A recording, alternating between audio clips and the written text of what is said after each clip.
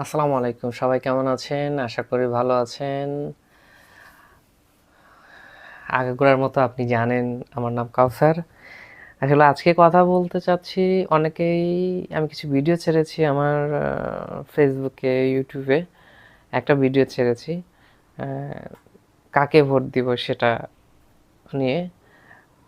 এতে অনেকেই প্রশ্ন ছুড়ে দিবে যে আপনি কেন এই দলকে বেছে নিলেন? আরও অনেক দল তো আছে। তো তাদের উদ্দেশ্যে আমি বলবো, আমরা মানুষ হিসেবে, আমরা জাতি হিসেবে আমাদেরকে বেশ কিছু ওয়ে আছে। আমি যে ওয়েতে আমি দাঁড়িপাল্লাকে চুজ করেছি, আসলে আমি দেখছি যে দাঁড়িপাল্লা যারা একজনকে দিয়ে তো আর সরকার গঠন হয় না। অনেকগুলা সিট আছে, এমপি আছে, মন্ত্রী আছে, অনেক দিয়ে। আমি রাজনীতি এত বেশি ভালো বুঝিও না।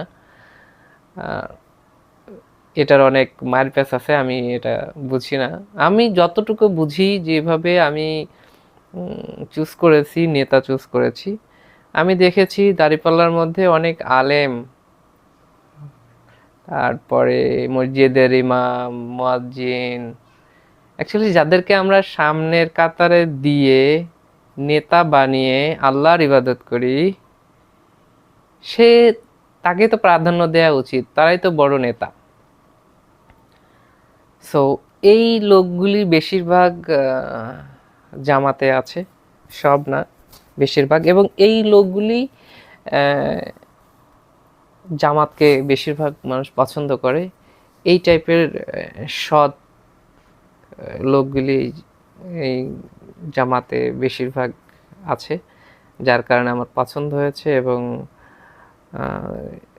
জামাতের যতগুলা নেতা কর্মী আছেন, সাপোর্টার আছেন, আমার কাছে মনে হয়েছে সবাই এডুকেটেড পারসন, শিক্ষিত। খালি এডুকেটেড মানে সার্টিফিকেট থাকলেই হয় না, তার মধ্যে তো আরও অনেকগুলা শিক্ষার গুণ থাকতে হবে যেগুলো তারা অ্যাপ্লাই করে। আমরা যদি অনেক ডিগ্রিধারী হই, সার্টিফিকেটধারী হই, আর সেগুলো যদি আমরা শিখে যদি অর্জন না করি, তাহলে তো ওগুলার আসলে কোনো কাজ নাই, আমার কাছে মনে হয়। তা আমারও ভুল হতে পারে, এটা আসলেও আমি তো শিক্ষিত মানুষ না, অশিক্ষিত মানুষ, আমার কাছে যেটা মনে হয়েছে। আর এই কারণেই আসলে হচ্ছে আমি দাঁড়িপাল্লাকে বেছে নিয়েছি।